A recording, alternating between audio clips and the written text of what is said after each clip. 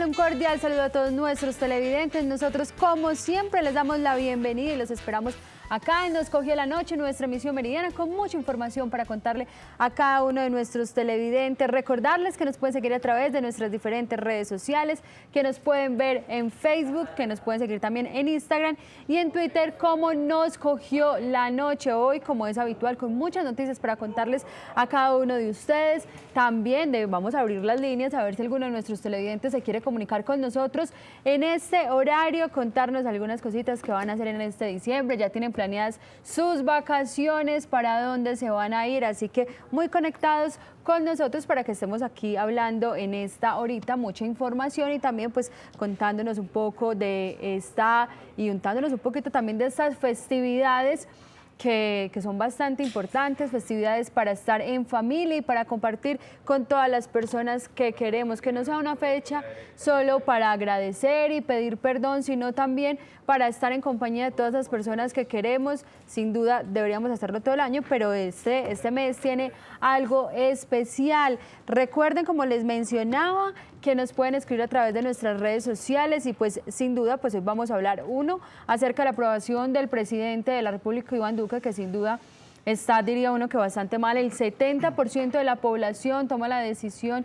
y pues de acuerdo a una encuesta que se hace dice que desaprueban al presidente de la República, Iván Duque, solo un 30% lo aprueba, indicadores que sin duda llaman la atención en todo el gobierno y que hoy se vuelve tendencia a través de las diferentes redes sociales, especialmente en Twitter. Las dos principales tendencias del día de hoy, la una, el presidente Iván Duque y Álvaro Uribe Vélez, son las dos tendencias que están marcando hoy precisamente a través de las cuentas de Twitter. Saludar a nuestros compañeros, quienes ya se encuentran acá en la mesa. Saludemos a José Fernando Gil. José, buenas tardes. Sí, buenas tardes para ustedes, los televidentes, Julián. Lili, ¿sabe? El dato obvio. Yo no entiendo que las redes sociales se manejan son reactivas en su gran mayoría. Porque el dato de la imagen del presidente Duque se conoció ayer en la tarde, al mediodía. No, a eso de las 5 de la tarde se conoció. No, mucho antes del programa, Lili. De las 5 de la tarde. No, porque se lo veamos, ahora se lo muestro para que vea. Eso salió ayer en horas de la tarde, una encuesta que hace Inbamer frente a la imagen del presidente, y no solo frente a la imagen del presidente, sino también frente a la imagen de Iván Duque, frente a qué ha pasado con Gustavo Petro, si logró o no logró materializar todo el tema de los paros, y pues sin duda un tema del que vamos a tener que hablar, porque muchas personas opinan que nada, que despega el presidente de la República. Otros, primero se decía que pues llevaba muy poquito tiempo, y efectivamente llevaba muy poquito tiempo. Pues ya ha pasado. Pero sabe también, ya Liliana, ha pasado, hay pasa otro cuento. Indudablemente la imagen del presidente se desploma en medio de lo que están buscando. O sea, en medio de las marchas, los paros y demás. Claro. Obviamente, en otros momentos es comprensible y en realidad la imagen del presidente es muy baja, la imagen favorable del presidente es muy baja, pero hay que entender que es un momento coyuntural, un momento de paros, un momento, entonces ahí en alguna medida se entiende. Un momento de paro y un momento, José, también de la discusión del salario mínimo, que está ya, se ha especulado un poco acerca de cuánto podría ser, y pues ya han empezado a hablar algunos gremios que mencionan que la brecha sería de cerca de 45.000 entre lo que podría ofrecer los gremios y lo que esperan como tal pues los diferentes sindicatos. Se habla de una propuesta salarial que se presentaría este 9 de diciembre.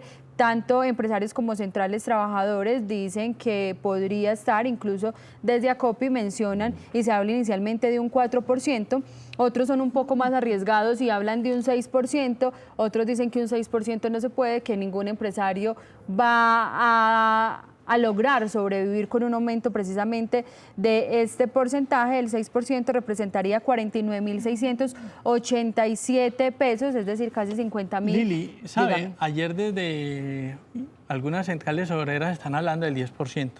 Obviamente es un tiro y afloje, Sí, pues, claro. pero un 10% está completamente desfasado cuando tenemos una inflación del 3.8 más o menos.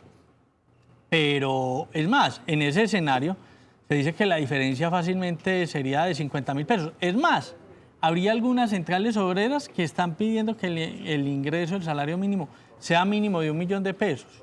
Entonces ahí sería muchísimo más del 10%. Más difícil, claro. Sí, claro. También vamos a saludar a nuestro compañero Julián Barrientos, quien ya se encuentra también con nosotros. Julián, buenas tardes. Buenas tardes, Lili, para usted, para José y todas las personas que se conectan a través de las diferentes plataformas y a través de sus televisores. Y pues bastante información el día de hoy. Yo creo que ha sido el día más movido de toda la semana, pues en este transcurso.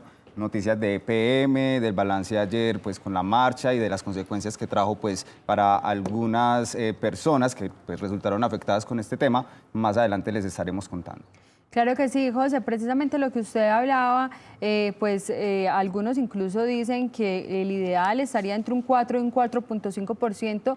Tengo entendido, porque yo esos temas no conozco mucho, que eso se saca dependiendo de la inflación. Usted dice la inflación es un 3.8, entonces me imagino que está por encimita levemente, teniendo en cuenta eso. Tradicionalmente era la inflación, de hace un tiempo para acá le han puesto varios componentes. Inflación causada, inflación proyectada, están valorando también la productividad y partiendo de la productividad es que se ha entregado un porcentaje adicional en los últimos años, sí.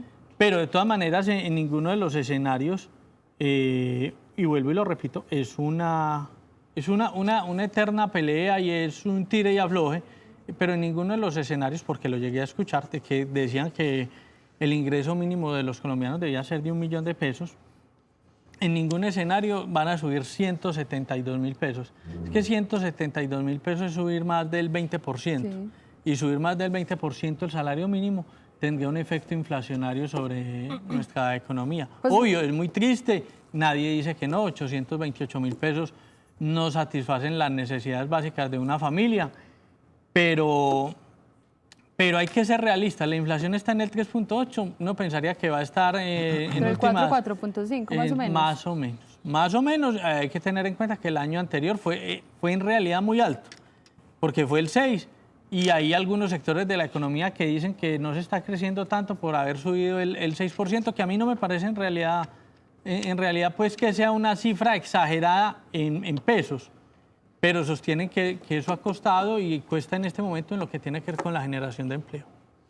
Bueno, pues sin duda ahí tienen ustedes, si se quieren comunicar con nosotros, escribirnos a través de nuestras redes sociales para que precisamente nos cuenten qué opinan ustedes del salario mínimo, cuánto debería subir y pues sin duda una cosa es lo que suban, ya el próximo año empiezan a subir también los productos y todo el mundo dice pues quedamos en las mismas, no nos alcanzó para mucho el famoso aumento, pero bueno, ahí está. Por aquí Gustavo Sierra se conecta con nosotros, dice saludos también a todos los compañeros de la mesa de trabajo.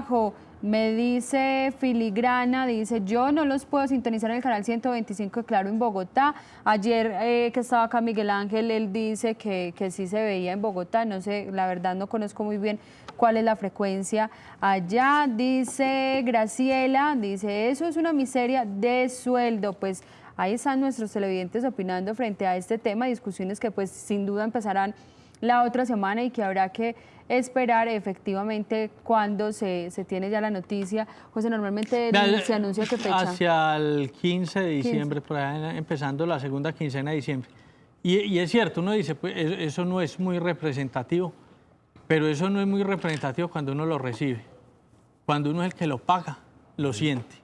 Entonces, hay que mirar las dos caras de la moneda. O sea, el empleador que tiene 10 personas de salario mínimo, que en realidad el salario mínimo son 828.000 pesos, pero con prestaciones termina siendo 1.400.000 pesos, y tiene 10 personas en el mes, se tiene que usted que levantar entonces para la nómina 14 millones de pesos, solo para la nómina. Entonces hay que mirar las dos caras de la moneda, vuelvo y lo repito. Sí, si uno lo recibe, es cierto, es muy poco, no alcanza, pero si uno es el que lo tiene que pagar, claro, ahí es donde sí. El asunto se... Vea, por aquí también nos escribe un Nelly Vanegas, dice, ¿por qué no? ¿Cuánto sube el de los políticos? No hay para esto, pero sí les bajan los impuestos a las empresas, se liberan los presos, se roban 17 billones, así nunca alcanzará, es lo que opina Nelly, a través de nuestras redes Pero sabe, ahí frente a sociales. lo que nos dice Nelly, nada menos nos hablaba uno de nuestros invitados de la noche, Juan Fernando Villegas. Tampoco se puede estigmatizar al empresario, porque aquí nos quieren meter en una guerra de las personas del común contra los empresarios. Y eso no es bueno. Sin empresa, y nos lo decía el invitado, ¿cuál puede ser el diferencial de Medellín a otras ciudades del país? Puede estar en la disposición, en la voluntad, en la postura, en el empuje, en el arraigo, en la berraquera de los empresarios paisas que se han dedicado a hacer empresa. Es más, que en su momento no le vendieron sus empresas a multinacionales que llegan, están mientras el país es favorable desde el punto de vista de su productividad, su rentabilidad y demás, y después salen y se van. Acá se tienen empresarios que llevan rato haciendo empresa, generando empleo. A ellos hay que facilitarles las cosas para que ellos también sigan generando empleo. Porque Claro que sí. esa lucha que nos han planteado algunos, pues, de ricos contra pobres, pienso que no nos lleva a ninguna parte. Lo ideal es que crezcan los ricos y crezcamos los pobres. Claro, José, y sin duda, pues ayer también lo mencionábamos y es el tema de a toda hora atacar esa empresa privada donde muchos de nosotros seguramente hoy están laborando y laborarán nuestros hijos, y también muchos sectores que trabajan para el Estado, quienes también pues han estado un poco inconformes, y usted lo mencionaba y es verdad, yo diría que los que más ganan en este país son los que hacen parte del Estado, del gobierno nacional, alcaldías, bueno, todo eso que está relacionado. Pero ayer se sacaba un ranking de los sueldos de los congresistas en América Latina. Se mencionaba, adivine José, ¿cuál está en el primer lugar? ¿Cómo? Repítame. El ranking de los sueldos de los congresistas en América Latina, ¿cuál es el más alto? ¿Cuál es el país Chile. en mayor lugar? Chile, con $11.053. Le sigue Colombia, Colombia está en el segundo lugar con 9.306, que son, acá creo que son como 32 millones, algo así. 32.700.000. Y en tercer lugar se encuentra Brasil con $8.135, seguido de Panamá con $7.000 y finaliza con México con $5.367. Ese es el ranking que se saca, y pues que sin duda también ayuda un poquito a generar más polémica cuando se habla del sueldo de los congresistas, que no se han querido bajar el sueldo. Otros dicen que eso es inconstitucional, que eso afecta a otras áreas, que por eso no se hace. Pues ahí queda la discusión. ¿Qué opinan ustedes? ¿Deberían o no deberían bajárselo? ¿Es así de fácil? Deberían, siguen pero no es sacando así de excusas. fácil. Deberían bajárselo, pero no es así de fácil. E indudablemente que los 260 congresistas se bajen el salario, pues es importante, pero son apenas 250 personas. Acá hay, obvio, por un lado se tienen que bajar quizás el salario de los congresistas, pero son una cantidad de cosas y no nos podemos limitar solo a pensar, es que si los congresistas se rebajan el salario, la situación de nosotros va a mejorar. No, para nada.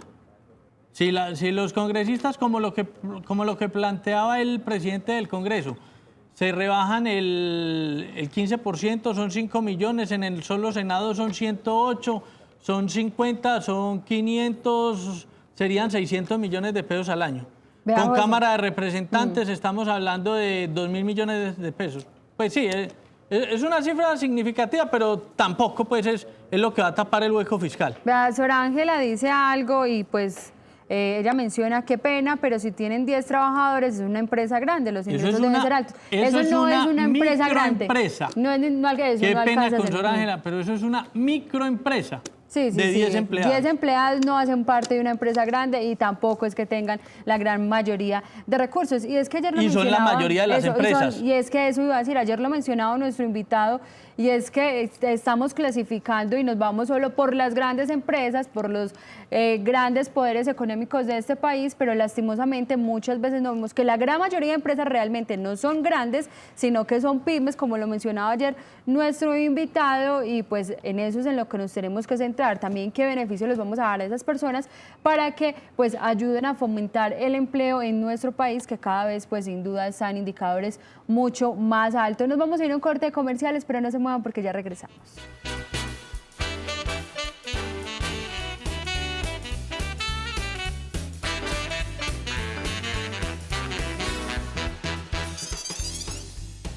continuamos con todos ustedes. Por aquí Leonardo Montoya dice, buenas tardes, pero yo pienso que las multinacionales sí deberían pagar los impuestos porque ellas se llevan todo el dinero para su país, pero acá no invierten, solo explotan el terreno y a las personas. Gustavo Sierra hace también un comentario y nos dice, recuerden que entre la franqueza y la grosería hay un pasito, seamos asertivos en nuestros comentarios. Dice José Luis, si usted monta una empresa y no tiene en cuenta el salario de los empleados, su empresa no es rentable, es un fracaso, sea del tamaño que sea, nos escriben por aquí. Dice, hay que aprender a respetar las opiniones de los demás, tienen opción de cambiar el canal, no ofendan.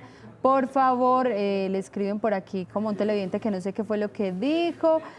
Por aquí también, si miramos las mayores fortunas en Colombia, no están en los servidores públicos, están en los empresarios que pagan al sector privado para que diseñen políticas que aumenten su riqueza. Y pues muchos televidentes por aquí nos escriben un poco acerca del tema del salario mínimo, pues que sin duda es un tema que nos preocupa a todos y que todos queremos que nos aumente el salario. Vea Lili, lo que pasa es que el tema del salario es bien complejo, vuelvo y lo repito, o sea, si uno lo piensa como empleado, y somos empleados, pues uno quiere que ojalá le dupliquen o le tripliquen el salario. Ah, no, pues sí. Sí, no, sería lo ideal. Pero si uno lo piensa como empleador, tiene que mirar que ese salario en realidad sí le dé para suplir las necesidades de su negocio, de su empresa, de su pyme, y suplir también todos los compromisos que usted tiene laborales en nuestro país, que no son bajos.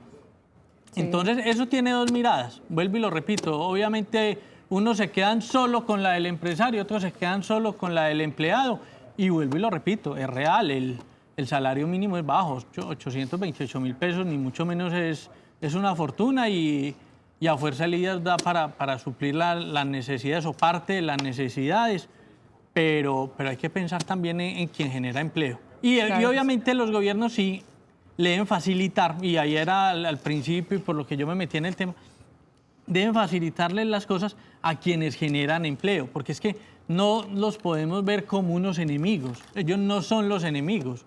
O sea, dependemos de los empleadores, y eso no quiere decir que uno no sea crítico, porque yo por lo menos en mi caso tengo la doble condición, y como tengo la doble condición, por eso lo miro así, soy empleado y genero empleo. Claro, no, y sin duda, José, este tema del salario mínimo hay que mostrar, diría uno, ambas caras, y precisamente me vine a buscar cuántos son esas MIPYMES, que no son grandes empresas, y dice que representa el 96% del tejido empresarial. O sea que estamos hablando de la gran mayoría de empresas que están constituidas en nuestro país, que hacen parte de esas MIPYMES, esto según un informe que salió el 31 de agosto del 2019. Pues ahí está la noticia, habrá que esperar sin duda que se dé la discusión, y pues sin duda cada uno tira, los unos dicen 10, los otros dicen 7, después 6, y pues en algo irá a quedar más o menos ahí el tema del salario. Y ese 96% que menciona ahí, lo que usted lee, Lili, es el que más empleo genera. Es el que más empleo genera. Sí. Está ahí. Ese otro 4% quizás puede ser el que ¿Sabes exporte. cuánto empleo genera, José? Pues según este informe que acabo de encontrar aquí en La República, que le mencionaba que representa el 96% del tejido empresarial, dice que aporta el 40% del Producto Interno Bruto y que genera más de 17 millones de empleos. Y representa el 9,8% de las exportaciones nacionales. El 40% del Producto Interno Bruto. Por eso se debe tratar de ayudar con políticas gubernamentales a esas pymes. Pero también se le debe ayudar a los otros, porque los otros no son enemigos. Y los otros generan entonces el otro 60% del Producto Interno Bruto del país. Sí, señor, pues ahí tienen, como les digo, habrá que esperar apenas se dé esa discusión y tengamos muy claro cuál va a ser ese aumento, pues lo vamos a discutir acá en la mesa de Nos Cogió la Noche. Y vamos a cambiar de tema. Julián, ¿usted qué nos va a contar? Lili, pues mire, se generan buenas noticias desde EPM porque anunciaron que la aseguradora MAPFRE pues realizó el primer pago por la contingencia por valor de 150 millones de dólares, es decir, medio billón de pesos colombianos. Y pues esto es una buena noticia porque la cifra asignada por MAPFRE pues será exclusivamente para la reparación del proyecto, es decir, pues se disminuye pues el valor de la inversión, pero pues se reparan las obras civiles y se compra maquinaria que se perdió con todo el tema de la contingencia, por ejemplo, los transformadores que se dañaron al interior de Casa de Máquinas, pues es uno de los puntos que van a tener en cuenta para este pago que se hace. El primer pago, recordemos que son 3 pagos, se espera que en el 2020 se realice una segunda fase con un monto similar al que ya se hizo y pues la última fase sería en el 2021 cuando se logre establecer cuál es el valor de todas las pérdidas generadas dentro del proyecto, porque ahorita pues están cuantiando pues todo este tema. ¿Dentro de cuándo vamos a tener el segundo pago? El otro pago sería en el 2020, o sea, el próximo año. O sea que ajustaríamos 1 billón de pesos aproximadamente, porque van a ser montos similares. Sí, montos similares, dijo el gerente de EPM. Van a ser montos similares, lo aseguró. Montos similares. Y van a ser 3 pagos. Son 3 pagos, pero el segundo pago pues sería el monto similar. El tercer pago todavía no se sabe cuánto es porque primero tendrían que hacer toda la cuenta de cuánto fueron las pérdidas en total. El hito, pues en estos momentos que registra EPM con respecto a los avances dentro de la obra, según el gerente de EPM, más importante es haber habilitado la vía hacia Hidroituango y pues ahorita ellos se están concentrando en cerrar la segunda compuerta de la galería auxiliar de desviación, pero pues que sea el gerente de EPM, Jorge Londoño de la Cuesta, quien nos cuente cuáles serán esas próximas acciones que se van a generar dentro de este proyecto. Nosotros ya cerramos una primera compuerta, estaríamos cerrando una segunda compuerta, esperamos antes de que finalice este año, y seguiríamos entonces disminuyendo el riesgo para las comunidades aguas abajo, que recuerden hoy ese riesgo está representado en que esos 2 túneles de desviación no tienen un tapón técnico. Con el cierre de esta compuerta ya estaríamos empezando el tapón técnico de uno de esos 2 túneles. Bueno, entre tanto, pues el gerente de EPM también nos dice que con respecto a Puerto Valdivia y Valdivia, que fueron pues como los territorios más afectados por el tema de la contingencia, se les entregó un alumbrado navideño por esta época para precisamente pues aumentar el número de visitantes, ya que pues últimamente no habían tenido pues como el flujo de personas y pues sabemos que la economía de este lugar pues se vio bien afectada. En estos momentos también él entrega balance de Casa de Máquinas, dice que está completamente evacuada ya y pues están en estos momentos revisando algunas oquedades que se habían generado y también el techo pues es un punto importante que ellos están evaluando para poder garantizar toda la estabilidad del proyecto. Recordemos también, José, que detrás de MAPFRE pues hay varias empresas que pues son coordinadas por esta y que pues son a nivel mundial más o menos 15, que son las que giran los recursos que en estos momentos se están recibiendo. Son empresas europeas, norteamericanas y pues se estima que antes de la contingencia pues se tenía un valor de 11.4 billones de pesos que podría ser el total de la obra, pero ahorita pues ese monto subió a 15.4 billones de pesos. En estos momentos pues ellos dicen que todavía se generan pues en estos momentos las expectativas que se tienen para poder entrar en generación de energía para el 2021 y pues avanzan estos momentos. Con la primera turbina en 2021. En el 2021. Esos son los avances que entregan desde EPM. Me parece que es una buena noticia en estos momentos pues ya al cierre de esta administración.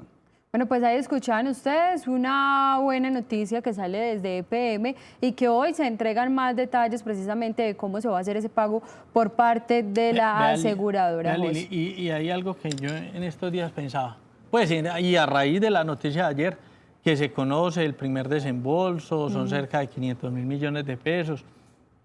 Entonces, y uno se pregunta, bueno, y entonces ¿cómo queda el programa de venta de activos que tenía EPM en el exterior, que de entrada fue como la primera salida que miraron para tratar de solventar? Y que sigue siendo muy criticado y que sigue la venta. Pero ¿sabe? Cambian los escenarios por factores políticos, coyunturales, sociales. Resulta que hace 2 meses vender lo que se tenía en Chile era un pésimo negocio, porque era vender algo que lo iban a pagar mucho más barato de lo como se compró. Ese no es problema ya del gobierno de Federico Gutiérrez, sino de Aníbal Gaviria, que fue el que compró, dicen muy costoso, mucho más costoso de lo que era. Pero resulta que ahora, con el problema social de Chile, sí sería muy bueno salir de los activos en Chile. ¿Qué es lo malo en este escenario? Que ya no hay, si antes los iban a pagar baratos, ya con toda seguridad que los comprarían muchísimo más baratos. Entonces no es el momento. Pero más que esos activos, pienso yo que lo que sí se debe replantear es el tema de las acciones de EPM en ISA. Porque es una cantidad considerable, porque ISA es una compañía muy rentable. Obviamente una compañía que se va a ver afectada en su ejercicio porque tiene presencia en Chile. Y como tiene presencia en Chile, pues se ve afectada. Pero si ya el gobierno nacional, por ejemplo, ha entrado a replantear la venta de las acciones que tiene en ISA, yo pensaría que la administración de Medellín también debería replantear la venta de las acciones que tiene ISA, y más cuando ya están empezando a llegar recursos de la aseguradora. ¿Será, José, que eso podrá ser de pronto una decisión que tome el próximo alcalde de Medellín? Pues porque ya, sí, esto ya se está acabando y pues no hay mucho que pedir porque ya lo que se hizo y pues faltan muy pocos días para que se acabe esta administración, pero sí sería de pronto, José, ya que usted lo menciona, de pronto se le podría preguntar al alcalde electo de la ciudad si ellos, cuando ya reciban y estén en todo el proceso de empalme, han contemplado o no suspender esa venta de esos activos, especialmente los de ISA, que como usted menciona, recuerden que tuvieron que hacer un reajuste porque eso como subió en la bolsa, ¿cómo es que se llama? Se me olvidó el término. ¿Qué subió, Lili? Las acciones. Las acciones, sí, claro. Que subieron y EPM tuvo que hacer reorganizar el tema de la venta. Lo que pasa es que no recuerdo acá exactamente cómo se llama, pero el sí recuerdo cronograma de la venta que lo dimos, lo dimos dimos esa noticia hace algún tiempo. José, ¿usted qué nos va a contar?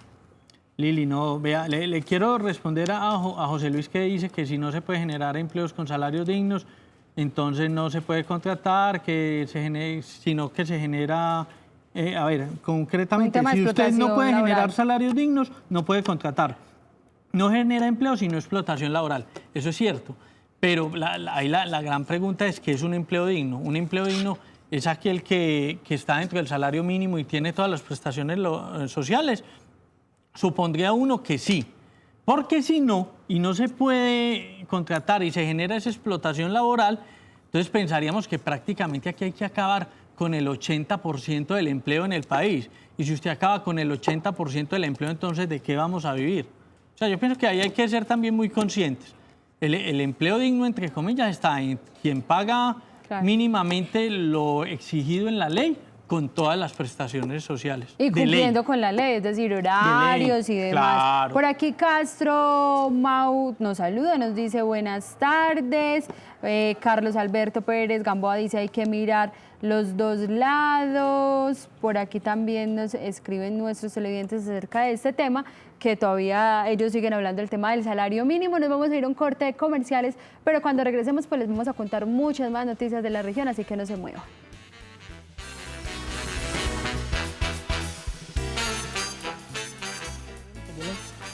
Bueno, estamos nuevamente de regreso con todos ustedes para seguirles contando muchas más noticias relacionadas con el tema de pólvora. ¿Cómo va la ciudad de Medellín, Julián? Pues mire, Lili, preocupante realmente porque pues ya sabemos que a la fecha van 8 lesionados con pólvora en Medellín, pero esto en comparación con el año anterior, pues solamente iba un solo lesionado a la misma fecha, o sea que pues... o sea, Medellín es mucho más crítica la situación. Es mucho más crítica y en tendencia, si vamos así, pues vamos a cerrar el año con un número mayor que el año pasado. Entonces, en estos momentos, pues la Secretaría de Salud Pública de Medellín, pues viene adelantando ciertas jornadas de prevención y pues de educación en varias partes de la ciudad para precisamente llamar la atención a las personas sobre este tema y pues a la conciencia sobre todo. Los casos se han registrado 3 en Robledo, 1 en San Javier, 1 en San Antonio de Prado, 1 en el barrio El Poblado, otro en Manrique y otro en Villahermosa. Un niño de 10 años, pues lamentablemente es uno de estos casos en San Javier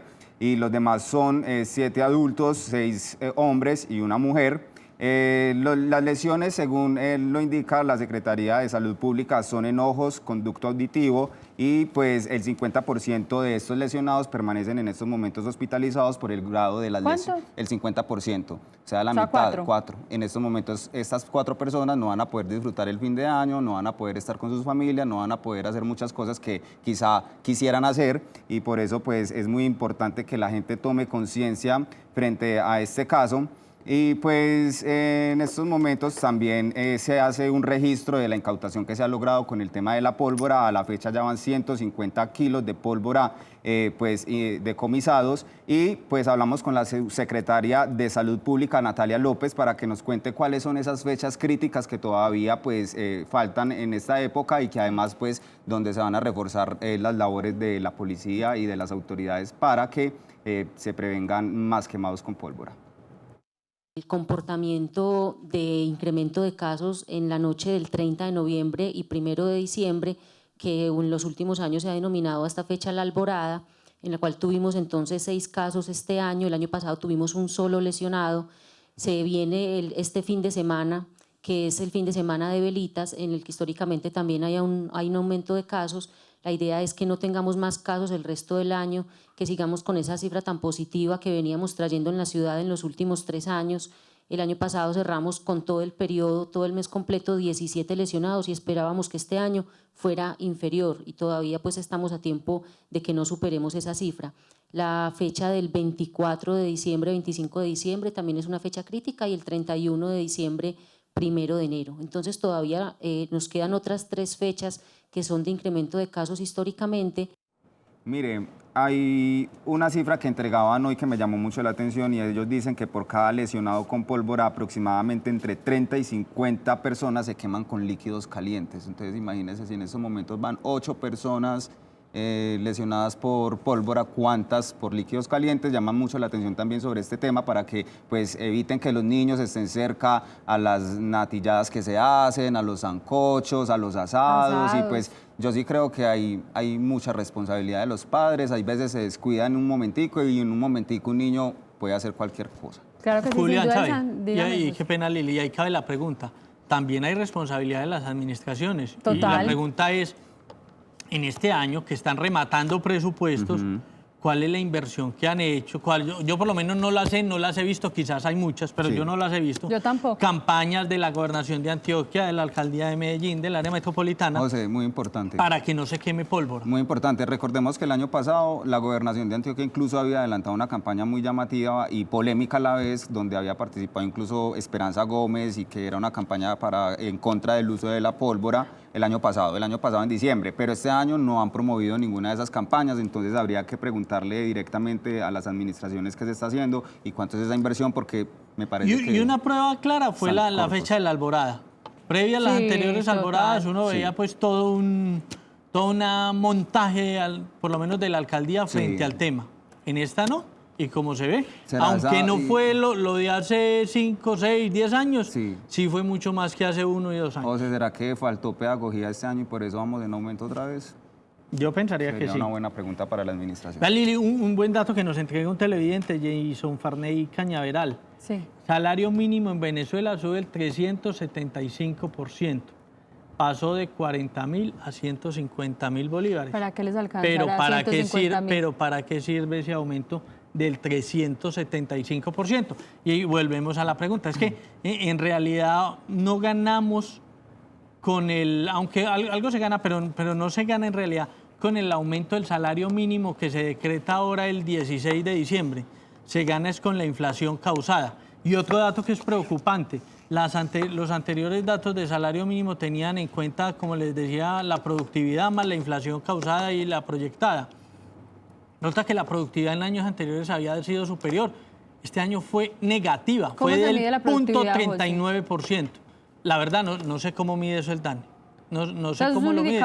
Pero eso es un indicador, y la productividad es negativa. O sea, eso daría a entender que el salario mínimo, si tienen en cuenta ese ítem, sería por debajo de la inflación. No, pero sin duda no le conviene, yo creo que ni al presidente ni a nadie, que eso se quede igual, porque yo le cuento que ahí sí es que no van a parar las diferentes manifestaciones y protestas que se han realizado en todo el país. Usted ahorita, Julián, nos mencionaba balances de las protestas. ¿Cómo finalizaron ayer esas protestas en nuestra ciudad? Pues mire, Lili, hay que resaltar que durante la marcha hubo buen comportamiento, la gente estuvo tranquila, la gente se congregó como se había informado con actividades culturales y artísticas. Cerraron pues la marcha en el sector de Ciudad del Río con un concierto donde varios artistas locales pues se unieron también para festejar tal vez el buen comportamiento que se había tenido hasta el momento, pero lastimosamente, lamentablemente, sobre algunas vías, la regional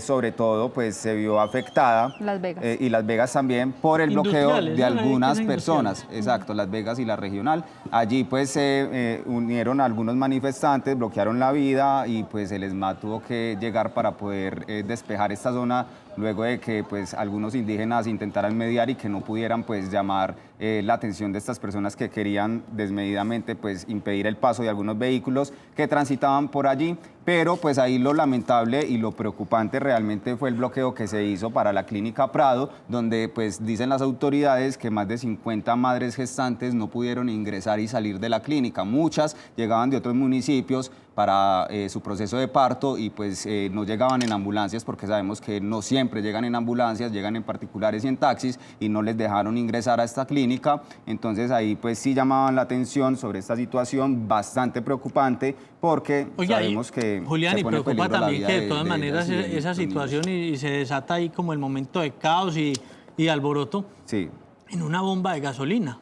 Así en una estación de gasolina. Eso también tampoco fue bastante preocupante. Yo sé que a algunas personas pues no les gustará el comentario, pero eso no es inteligente pues. Por parte sea del ESMAD, de parte del ESMAD o de parte de los manifestantes. Sí, también. Porque uno no sabe quién es el responsable, pero pues no es inteligente. Claro que Lo que pasa es que ni siquiera se debería pensar en hacer bloqueos al lado de una estación de gasolina. Eso, incluso parta de ahí, por el riesgo. parta de ahí. ¿Desde dónde hacer empieza el problema? bloqueo cercano a una estación de gasolina. Eso no tiene sentido. Eso no es inteligente. Es lo mismo que hacer un plantón o cerrar las... ¿Usted se imagina donde los diferentes, las personas que salen a protestar les diera por ir a cerrar todos los hospitales de esa ciudad? Eso tampoco no es inteligente, coherente ni al lado de una estación de gasolina, ni al frente de una clínica. Es verdad, pues Jorge, usted lo ha dicho y realmente muchas de las personas que estaban manifestando tranquilamente estuvieron en contra de los comportamientos que se llevaron a cabo allí en estas vías por parte de estas personas porque realmente sabemos que son personas desadaptadas que no tienen nada que ver con el llamado que se está haciendo al gobierno nacional,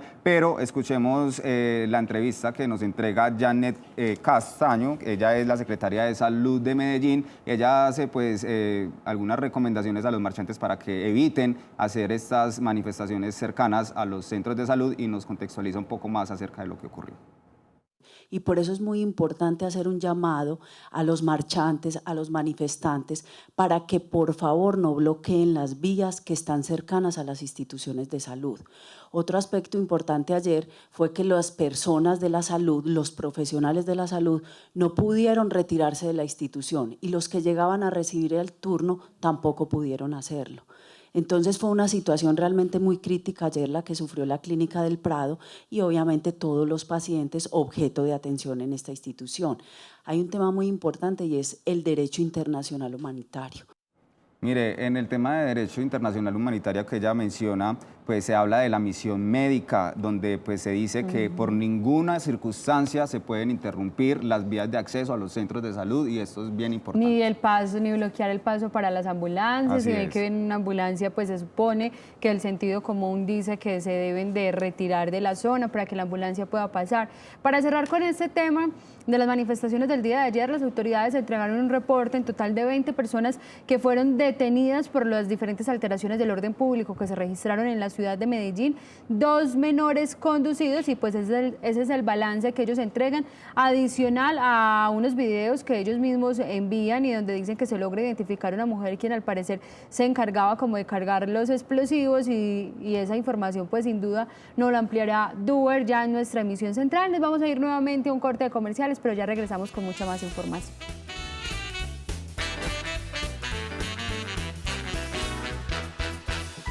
Pues a la pregunta que usted hacía, pues un televidente dice, no han hecho campañas contra la pólvora porque Federico se lo gastó en publicidad. Yo creo que sí este año, a diferencia de otros, las invitaciones a las ruedas de prensa para hablar del tema de pólvora fueron muy atrás, diría uno, incluso hasta 1 o 2 semanas antes de comenzar el mes de diciembre, y casi siempre se empezaba a hablar de este tema mucho antes, precisamente para prevenir todo el tema de personas quemadas con pólvora, con líquidos calientes y demás, José. Pero sabe, Lili, frente al gasto en publicidad que algunos le critican mucho a Federico, y que puede ser cierto, hay de todo. O sea, gasto en publicidad para campañas de prevención, bienvenida. Bienvenido. Sí. No. Es que la publicidad yo creo que no es mala, dependiendo de. No, y es necesario cierres, que los gobiernos muestren lo bueno que están haciendo y que también prevengan sobre lo que no se debe hacer. O sea, la publicidad tampoco se puede satanizar. Claro. Obviamente exagerarla Bien pues usada. también es malo. ¿Ah? No, bien usada. Lo que pasa es que sabemos, José, y hace mucho tiempo se ha hablado aquí en este medio, en muchos medios a nivel mundial, que la pedagogía y la educación son el camino para cambiar este mundo. ¿Y qué tal que no existiera la publicidad? ¿De qué vivimos nosotros? Exactamente, José. Y además no solamente se hace publicidad en las calles, con vallas, también hay teléfonos en estos momentos que, pues, donde se puede usar mucho esta publicidad y también genera empleo. Vea, hablando de todo este tema de Navidad, José, usted me tiene noticias del dólar y pues esas noticias del dólar para ver qué tan buenas son para nuestros televidentes que están pensando en irse a pasear, salir de la ciudad, salir del país, conocer otros lugares. ¿Cómo está el dólar hoy? Ya, para el que no alcanzó a comprar su paquete turístico al exterior, el pasado Viernes Negro o en fechas anteriores en promociones, le cuento que el dólar continúa con su tendencia a la baja. Afortunadamente, hoy cerró en 3.461, abrió en 3.470 y ese fue el techo de la jornada. ¿Cerró en cuánto? 3.461. Y su momento más bajo fue a 3.451 pesos. O sea que podríamos decirlo que en alguna medida continúa la tendencia a la baja, 20 pesos menos. Y hay un tema, en tema cambiario se mide la pobreza o no de una población. O sea, si la moneda es muy devaluada, como es lo que pasa, por ejemplo, en Venezuela, la población es muy pobre. Si uno tiene una moneda fuerte, la población no es tan pobre. Y ese era el temor, pues, que ya se está hablando de dólar de 3.600 y demás. Algunos empezaron a especular que no veían lejanos los 3.400. Obviamente el escenario todos los días nos va mostrando nuevas luces para dónde van las cosas, pero eso es bueno. Que esté a 3.461 pesos es bueno. Vea, por aquí Armando Moreno dice, no es mejor el sentido común que la publicidad. El problema es que no siempre tenemos sentido común para muchas cosas. Si fuera por ejemplo, el sentido tema de eso, si fuera por sentido común, no tendríamos menores de edad lesionados o quemados con pólvora. Si tuviéramos sentido común y de pronto nuestros niños no fueran a veces tan traviesos, no dejaríamos por ahí. Incluso se presentan niños quemados porque usted deja el cargador del celular conectado al toma de energía y el niño le pareció muy chistoso. Yo una nota que hice el año pasado, le pareció muy chistoso, se mete el empatecito, que yo no sé cómo se llama eso, bueno, eso a la boca y eso pues le genera quemaduras. Entonces muchas veces el sentido común no siempre funciona y hay que ser sinceros, a veces cuando ese tipo de comerciales, publicidades son un poco agresivas, uno dice, no, ojalá a mí no me pase ese tipo de cosas. Entonces yo creo que eso sí genera un poco más de conciencia en la población. Es el ideal, Lili, pero tristemente es el menos común de los sentidos. Uno piensa que el sentido común, pero a muchas personas es como el que más les falta, el sentido común. Y a veces hay que ayudarles. ¿Ayudarles con qué? Con publicidad, con campañas. Bueno, ayudarle con campaña, con publicidad. Ahorita en nuestra emisión central sin duda tendremos muchas más noticias y ampliación de estas noticias que les hemos contado el día de hoy. Recuerden que nos vemos nuevamente a las 5 de la tarde con Nos Cogió la Noche emisión central y a las 6:30 de la tarde con el noticiero. Así que feliz tarde y feliz almuerzo para todos ustedes.